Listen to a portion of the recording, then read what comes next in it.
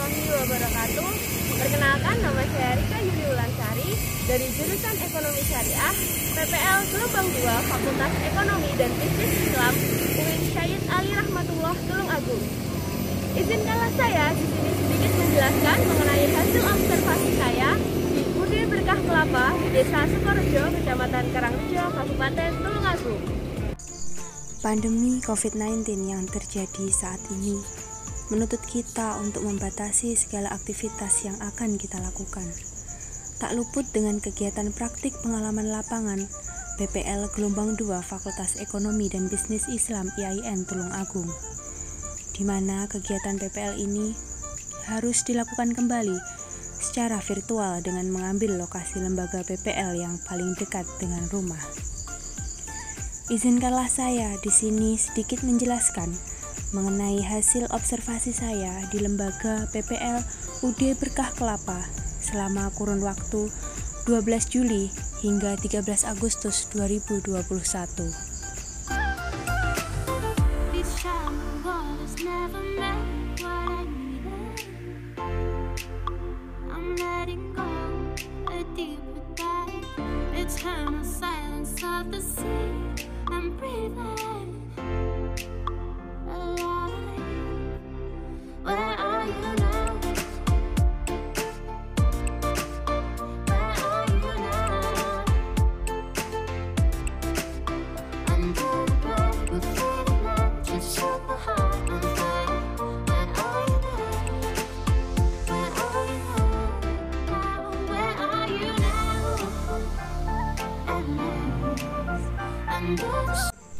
UD Berkah Kelapa adalah usaha dagang yang bergerak di bidang penjualan kelapa, di mana usaha ini dirintis oleh Bapak Muhammad Yulianto sejak tahun 2009. UD Berkah Kelapa ini beralamatkan di Dusun Temon, RT 01 RW 02, Desa Sukorejo, Kecamatan Karangrejo, Kabupaten Tulungagung, di mana di UD Berkah Kelapa ini menjual mulai dari sabut kelapa, kulit kelapa atau biasa disebut dengan batok kelapa, daging kelapa, air kelapa, daun kelapa muda atau yang biasa disebut dengan janur, hingga penjualan kelapa secara utuh.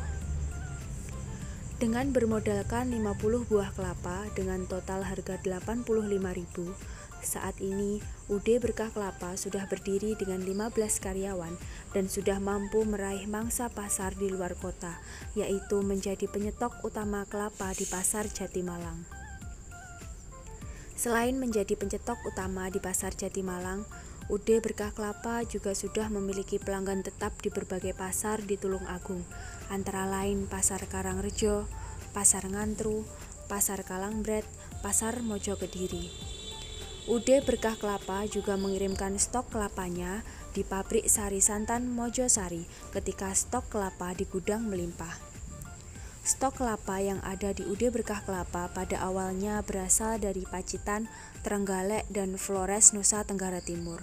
Namun karena ada aturan pemberlakuan PPKM di area Jawa Bali, stok kelapa dari Flores, Nusa Tenggara Timur diberhentikan untuk sementara waktu karena tidak bisa masuk di area Tulungagung.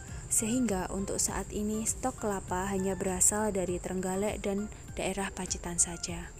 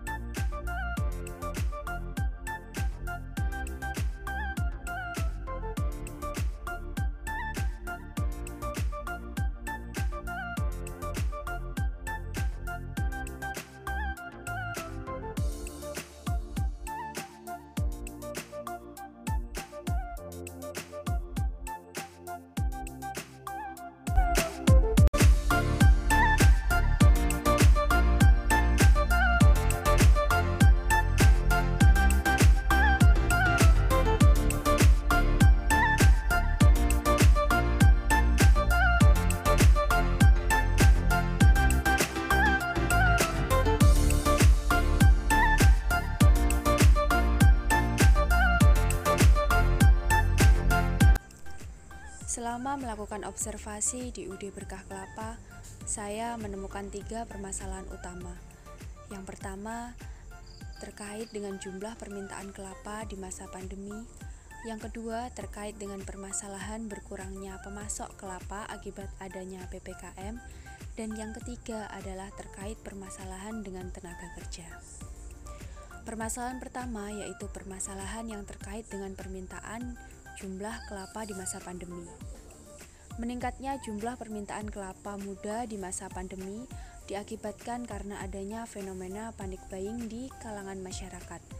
Hal ini karena adanya isu yang tersebar bahwa kelapa muda mampu menangkal virus COVID-19, sehingga masyarakat berbondong-bondong untuk membeli kelapa muda dengan jumlah banyak untuk konsumsi sehari-hari.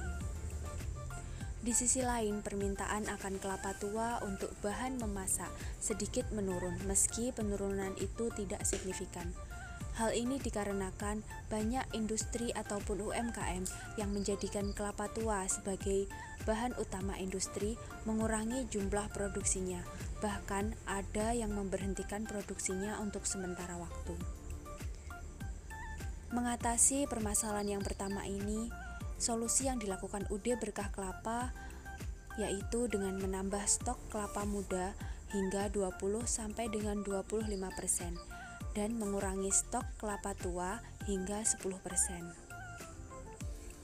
Memasuki permasalahan yang kedua yaitu permasalahan yang terkait dengan berkurangnya pemasok kelapa akibat adanya aturan PPKM.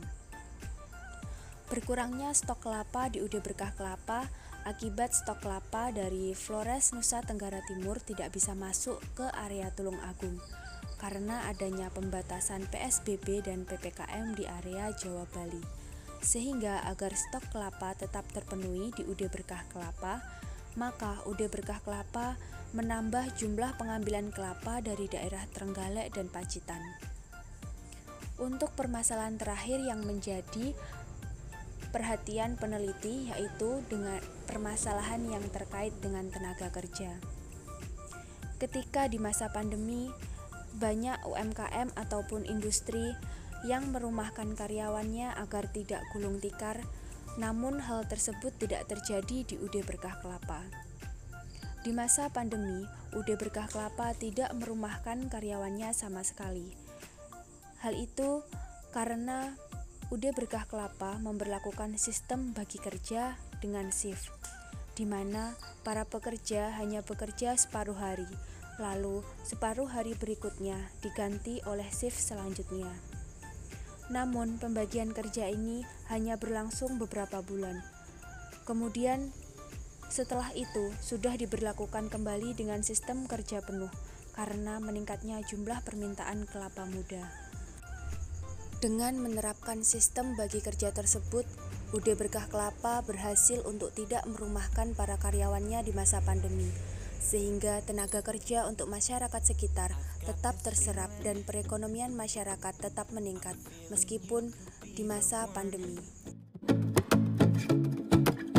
I see no reason why I should ever let you go.